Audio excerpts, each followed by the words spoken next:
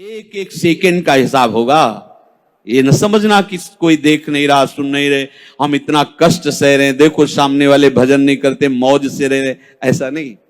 ये उपदेश जब होते हैं तो प्रश्न भी होते हैं कि कब तक सहें, कब तक सहें, क्या चाहिए। निहाल हो जाओगे, निहाल हो जाओगे, जैसे कहते अब कृत्य कृत्य भयो, निहाल हो जाओगे। ये कला सीखनी पड़ेगी, ये कला स्वीकृति करनी पड़ेगी, नहीं आप आगे परमार्थ में नहीं बढ़ पाएंगे।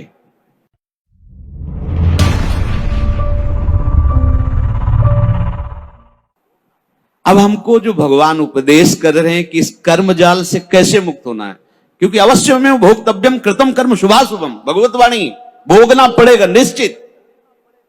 अब कोई ऐसा उपाय जो हम इन कर्मों के जाल से मुक्त हो सकें। भगवान कह रहे हैं कि जो भी आपके द्वारा हो रहा है, पहली बात तो जो कर्म हो रहा है वो प्रमाणित होना चाहिए, गुरुजनों के द्वारा शास्त्र सम्मत। मनमानी आचरणों की यहां चर्चा नहीं, यहां जो है तस्मात् शास्त्रम प्रमाणम थे। आपका कोई भी कार्य बिना प्रमाण वाला नहीं होना चाहिए, मनमानी नहीं होना चाहिए। उसका प्रमाण किसी संत ने कहा है, आचार्य ने कहा है, गुरुदेव ने कहा है, भक्तों ने ऐसा कहा है, ऐसा हमारे बुजुर्गों ने कहा है, यह प्रमाणित होना चाहिए। अब उस कर्म का अनुष्ठान करते समय हमारे हृदय में लाभ की विशेष आकांक्षा होती है, उस कर्म की सफलता की विशेष आकांक्षा होती है। अगर आप प्रभु की इस वाणी को नहीं मानेंगे तो बहुत धोखा हो जाएगा हमसे, बहुत गलती हो जाएगी। जैसे जिसको लगता हो कि ये सुख दुख समय कृत्वा लाभा लाभो जया जय, ये तो केवल विरक्तों के लिए भगवान कह रहे, ऐसा नहीं। देखो सबको लाभ इसमें है। एक विद्यार्थी है, वो विद्या अध्ययन करता है पास होने के लिए, पूरा प्रयास करता है, किसी कारणों से, खेल में ज्यादा बुद्धि होने से, प्रमाद बुद्धि होने से, या प्रयासरत है उतना मानसिक प्रबलता ना होने से चूक हो गई, उत्तर नहीं दे पाया और परीक्षा में फेल हो गया। अब ये सूत्र उसको पता नहीं है, न घर वालों को पता है। अब वो उसे बोलते हैं कि इतना रुपया लगाया, इतनी फीस भरी और तू फेल हो गया, मानसिक उसके ऊपर दबाव डालते हैं। वो शास्त्र ज्ञान से रहित, विवेक रहित बालक विचार करता है, घर वाले भी असंतुष्ट हैं और पास भी नहीं हो पाया, अब क्या करें। बोले मर जाना अच्छा है। देखो कई ऐसी घटनाएं सुनने को मिलती कि अमुक विद्यार्थी फेल हुआ तो उसने आत्महत्या कर ली। ये क्यों हुआ? ये विवेक ना होने के कारण। ठीक है, इस बार फेल हुए हैं तो अगली बार हम प्रयास करें, जहां हमारी कमी रही। अगली बार भी फेल होते हैं तो केवल पढ़ करके, विद्या या अध्ययन करके ही जीवन रखना होता है क्या? अगर विद्या नहीं है तो वो जीवन नहीं है। अरे भाई ऐसा नहीं है, जीवन नष्ट करने का अधिकार तुम्हारा नहीं। किसी कार्य में असफलता होने पर अगर हम अपने जीवन को नष्ट कर देते थे तो बहुत बड़ा अपराध बन गया, बहुत बड़ी दुर्गति का कारण बन गया। हमें जो अवसर मिला था उन्नति का, हम अवनति में बदल दिया, बहुत बड़ी हमारी पराजय हो गई। इसलिए समता आना अति आवश्यक है। हमें तो लगता है कि सबको सत्संग सुनना चाहिए, भगवत प्राप्ति के लिए ही नहीं, समाज में जीने के लिए भी सत्संग की आवश्यकता है। आसुरी बुद्धि पशुता का नाश करने के लिए सत्संग समर्थ है। एक किसान है, हजारों रुपए लगा करके मेहनत करके, बहुत बड़ी मेहनत होती किसान की, बहुत मेहनत होती, बहुत बड़ा तपस्वी होता, वो जान नहीं पाता है अज्ञान की धरा में होने के कारण। जिस ठंडी में आप वस्त्र त्याग नहीं करना चाहते, पूरी रात रात पानी लगाता है गेहूं की खेती में, बड़ी मेहनत करता है। जब फसल काटने का समय आता है तो वर्षा और ओले हो जाते हैं, पूरी फसल नष्ट हो गई। कर्जा लेकर उसने खाद पानी लगाया था, बेटी का ब्याह करना है, बच्चों को पढ़ाना है, अब फसल नष्ट हो गई। कर्जा कैसे देंगे, परिवार का पालन पोषण कैसे करेंगे? इससे अच्छा आत्महत्या कर लो। कई ऐसी घटनाएं हम जिस कार्य में चलते हैं असफलता मिलती है तो हमको एक ही उपाय दिखाई देता है कि हम अपने को नष्ट कर लें। भारी मूर्खता। ये जो प्रभु उपदेश कर रहे हैं सबके मंगल के लिए उपदेश कर रहे हैं। छोटी छोटी बातें व्यवहार की। हमारा ब्याह हुआ, हमारी भावना में जो पत्नी थी वैसी नहीं मिली। अब हम जो सफलता चाहते थे इस क्रिया में, उस सफलता ने, अब द्वेष शुरू, विषमता आ गई। कैसे कैसे पापाचरण होने लगते हैं, कैसे कैसे पीछे कितनी ऐसी घटनाएं सुनने को मिल। राक्षसी बुद्धि। ये केवल बैरागियों के लिए, विरक्तों के लिए, संतों के लिए प्रवचन होता है, ऐसी बात नहीं। ये सत्संग ऐसी मति बना देगा कि आप समाज में रहते हुए भी बड़े आनंद पूर्वक सबको आनंद प्रदान करने वाले बन जाएंगे। ये जो जय और पराजय का, लाभ और हानि का, सुख और दुख का हमारे ऊपर प्रभाव पड़ता है, जब तक हम नाम जप करके अपनी बुद्धि को पवित्र करके समता में नहीं लाएंगे तब तक बात बनने वाली नहीं। जगह जगह आप देखो, जगह जगह जहां कोई हारता है तहां वो निराशा अपने ऊपर ले आता है। हारना जीत का एक संकेत है। ऐसा मत समझो कि हारना पतन का संकेत है, नहीं। जो उत्साह संपन्न है, जो विवेकवान है, वो देखते हैं कि मैं कहां से हारा, कौन सा वो बिंदु है जहां मैंने चूक कर गया। विवेकवान तुरंत उसे संभालते हैं, आगे चलते। फिर हार होती तो फिर हमें आगे बढ़ना है, ना कि हमें शरीर नष्ट कर देना है, ना कि हमें इतना चिंतन बिगाड़ लेना कि डिप्रेशन में पहुंच जाए। हर परिस्थिति हमारे कर्म के अनुसार रची गई है। अब हमको संभालना होगा, उस कर्म के प्रवाह में बहकर हमें नष्ट नहीं होना है। इसीलिए भगवान यहां के ततो युद्धाय युज्यस्व। तुम अपने कर्तव्य कर्म करने के लिए कमर कस के खड़े हो, उत्साह संपन्न बनो, तुम्हें बिल्कुल पाप नहीं लगेगा। नैवम पाप मवाप्स्यसि। बस तुम एक काम कर लो, जय पराजय में समान भाव लाओ। जो आपने माना हुआ लाभ है, अगर हमारा पूर्ण नहीं हो रहा है तो हमें निराश नहीं होना। इस बार हमारा व्यापार सफल नहीं हुआ, इस बार अध्ययन हमारा ठीक नहीं हुआ, इस बार कृषि में हमें कमजोरी, अन्न की प्राप्ति नहीं हो पाई, हमारी खेती कमजोर हो गई। कुछ भी, कहीं भी, कैसे भी निराश नहीं होना। रात है तो दिन आएगा, आप धैर्य रखिए, प्रकाश होगा। अंधकार में उबिए नहीं और प्रकाश में फूलिए नहीं। अभिमान मत कीजिए, अंधकार आने वाला है। इसलिए सम, भगवान कह रहे समय कृत्वा, ये बहुत बड़ी विद्या है। अगर कोई कहे निकुंज में जाने के लिए इसकी क्या आवश्यकता है, तो कृपा प्रकरण में पढ़कर देखिए, तीसरे दोहे में, शत्रु मित्र समझानी सम, मान मान अपमान सम, दुख सुख लाभ न हानि। यह जो कृपा, वही प्रभु कह रहे, सुख दुखे समय कृत्वा लाभा लाभ हो जया जय। इसको धारण कीजिए। छोटी छोटी सी अनुकूलता में बाधा पड़ने पर हम दुखी हो जाते हैं, हम विक्षिप्त होने लगते हैं, हम बहुत बड़े लाभ का त्याग कर देते। छोटी सी मनोनुकूल वृत्ति के विरोध होने पर, जबकि वो महामंगल विधान है, आपको समझ में नहीं आ रहा, आप इतने असंतुष्ट हो जाते हैं, इतने हार जाते हैं, इतने निराश हो जाते हैं कि परम लाभ का मार्ग ही छोड़ दिया। और ये जरूरी है, जरूरी है। जैसे ये उपदेश जब होते हैं तो प्रश्न भी होते हैं कि कब तक सहें, कब तक सहें? जब तक भगवत प्राप्ति नहीं हो जाती, जब तक भगवत साक्षात्कार नहीं हो जाता, तब तक आप सहो। सहत सहत बाढ़े भगति। इसका परिणाम क्या होगा? हम तो बड़ा दुख सह रहे हैं, अपमान सह रहे हैं, विषमता सह रहे हैं, इसका परिणाम क्या होगा? भगवान कह रहे बिल्कुल निश्चिंत रहो, महाभय से तुम्हारी रक्षा निश्चित यही कर लेगा। समता, किसी के आशीर्वाद की जरूरत नहीं है।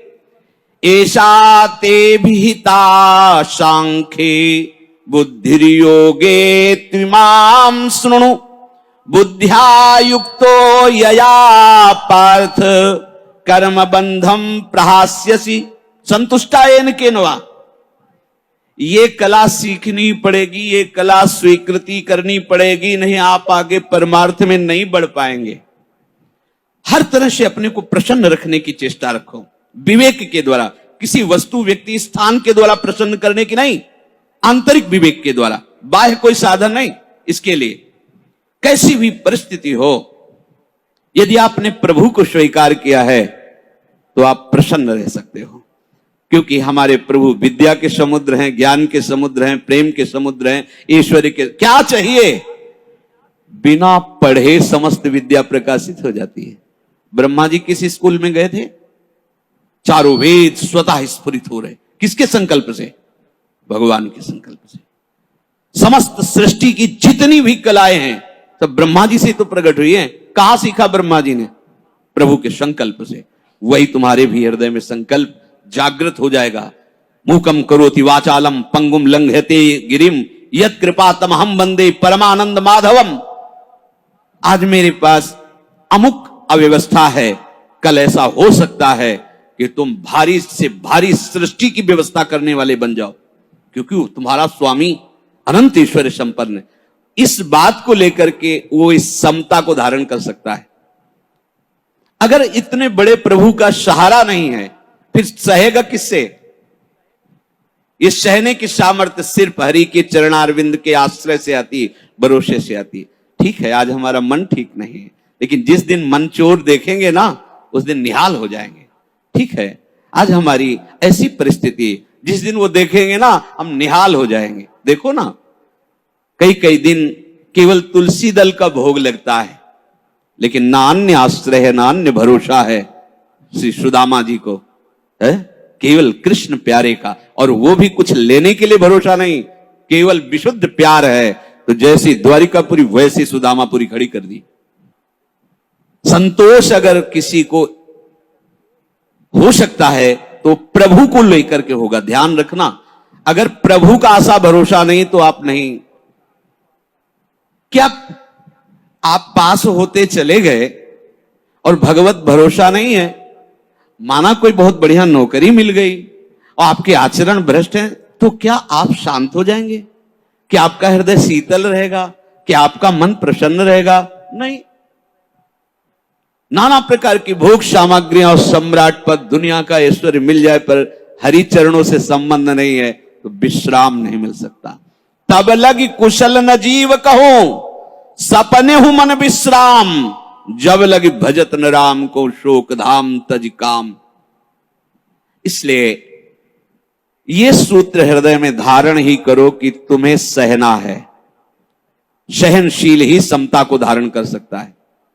कभी अपमान की परिस्थिति हो सकती, कभी मान की परिस्थिति हो, कभी सुख की, कभी दुख की, कभी लाभ की, कभी हानि की। अगर हमारे हृदय में भगवद आश्रय नाम जब चल रहा है तो बड़ी से बड़ी हानि में भी आपको शोक नहीं होगा, दुख नहीं होगा। बात समझ लीजिए। अपने को पता है कि मेरे प्रभु के चरणों को महालक्ष्मी सहलाती रहती है। हमारे पास वस्त्र भी नहीं, भोजन भी नहीं, वास भी नहीं, पर मुझे पता है मेरा मालिक कैसा है। अपार ऐश्वर्य का स्वामी है। जिस दिन नजर हुई निहाल हो जाएंगे, दूसरे की तरफ वो ताकता नहीं। उस परिस्थिति में भी, ये हम सकामी भक्त की बात कर रहे हैं, उस परिस्थिति में भी वो मस्त रहता है। जिस दिन मालिक की नजर हो जाएगी निहाल हो जाएंगे। अगर प्रभु का भरोसा नहीं है तो ये कोई भी बात धारण नहीं होगी, क्योंकि संसार के प्रवाह में तुम बहते चले जाओगे। टिकने के लिए तो कुछ होना चाहिए ना। तो ये गोरे चरणारविंद ऐसे हैं हमारे आराध्य देव के कि इनका भरोसा लोगे तो निहाल हो जाओगे। निश्चित हर कदम आपका विश्वास प्रबल होता चला जाएगा। कैसे तुम्हें बताएं, लोगों को लगता है कि जितनी सांसारिक चेष्टाएं हैं, अगर ऐसा नहीं होगा तो ऐसा नहीं हो सकता। आप सच्ची समझो, केवल उनकी मुस्कुराहट से अनंत ब्रह्मांडों को रचने वाली माया प्रकट हुई, किसी दूसरे का सहयोग नहीं है।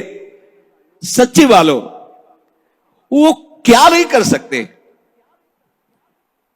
गरुड़ जी महाराज बड़े बड़े हजार हजार फण वाले सर्पों को ऐसे चीर के खा जाते हैं, और उनकी नजर हो जाए तो सांप का बच्चा गरुड़ को लील जाएगा। सांप का बच्चा गरुड़ को लील जाएगा। उनकी नजर हो जाए, अपार सामर्थ्यशाली मेरे हरि।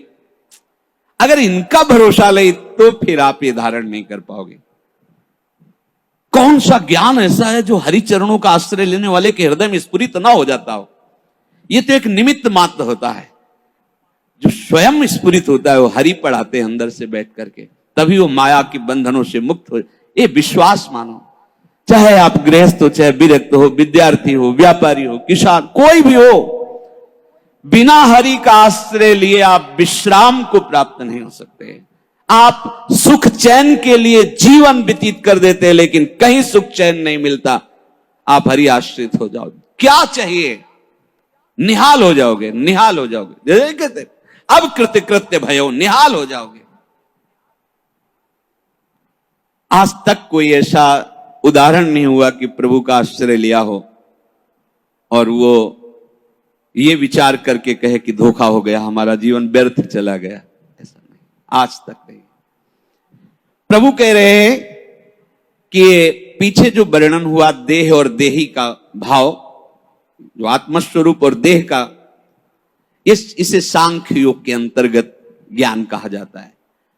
हम तुम्हें इसी को कर्म योग में समता का वर्णन करके बता रहे हैं। अगर कर्म में समता आ गई तो बंधोगे नहीं, नहीं कर्म बांधता है, हर कर्म बांधता है। प्रभु कह रहे नेहाभिक्रम नाशोस्ति प्रत्यवायो न विद्यते स्वल्पमप्यश्च धर्मस्य त्रायते महतो भयात्। इस समबुद्धि का केवल आरंभ कर दिया जाए तो उस आरंभ का ही नाश नहीं होता।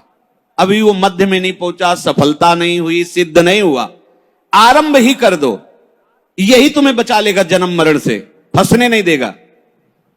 हे हरि, हम आपकी शरण में हैं और नाम जप कर रहे, और जो मान अपमान, दुख सुख, लाभ हानि, ये द्वंद्व है, सफलता असफलता,